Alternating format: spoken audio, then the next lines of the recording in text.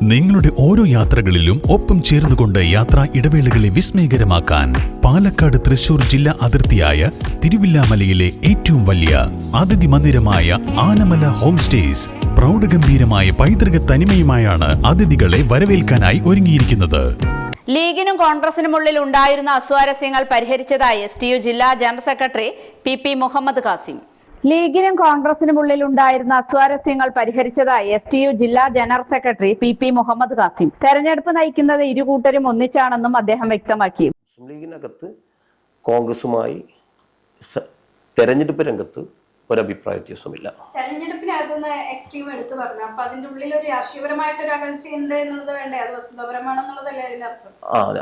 അതിനകത്ത് ഇപ്പൊ നിങ്ങള് ആ ചോദ്യത്തിനകത്ത് ആയതുകൊണ്ടാണ് ഞാൻ ആ രൂപത്തിൽ മറുപടി പറഞ്ഞത്.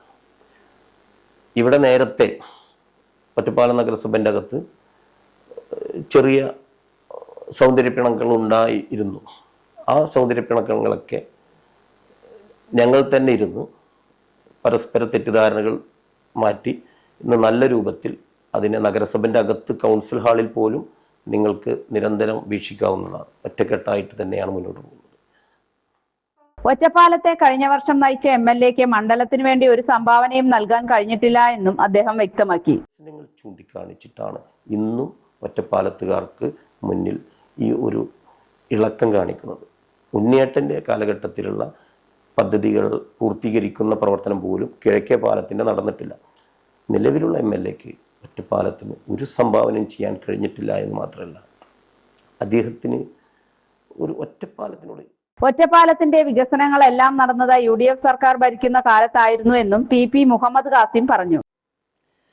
UDF പ്രതിനിധികൾ ഇരുന്ന കാലഘട്ടത്തിൽ മാത്രമാണ് എന്തെങ്കിലും തരത്തിലുള്ള വികസനങ്ങൾ ഒറ്റപ്പാലത്ത് നടന്നിട്ടുള്ളൂ. K. ശങ്കർജി ഉള്ള കാലഘട്ടത്തിലാണ് നമുക്കറിയാം ബസ് സ്റ്റാൻഡ് ഉദ്ഘാടനം പോലുള്ള പുതിയതല്ല, പഴയ ബസ് സ്റ്റാൻഡ് ഉദ്ഘാടനം പോലുള്ള കാര്യങ്ങളിലേക്ക് വീക്ഷിച്ചാൽ നമുക്ക് കാണാൻ കഴിയും. നമ്മളൊക്കെ ചെറുപ്പക്കാരാണ്. എന്നാൽ അതിനുശേഷം UDF ഗവൺമെൻറ് എന്നും കേരളത്തെ പൊതുവെ ഒരു വികസനവുമായി ബന്ധപ്പെട്ട് നോക്കുമ്പോൾ ഒറ്റപ്പാലത്ത് എന്നും പിടിച്ച് ഒപ്പം കൂട്ടിയിട്ടുണ്ട്. അവിടെ ജനപ്രതിനിധി ഏത് കക്ഷിയുടേതാണെന്ന് UDF നേതൃത്വം നോക്കിയിട്ടില്ല. അതിൻ്റെ ഏറ്റവും ചെറിയ ഉദാഹരണങ്ങൾ നമുക്ക് കാണാൻ കഴിയുന്നത് KINFRA park, Ottapalam mini civil station, ഒറ്റപ്പാലത്തെ വിദ്യാഭ്യാസ സ്ഥാപനങ്ങൾ ആകെ +2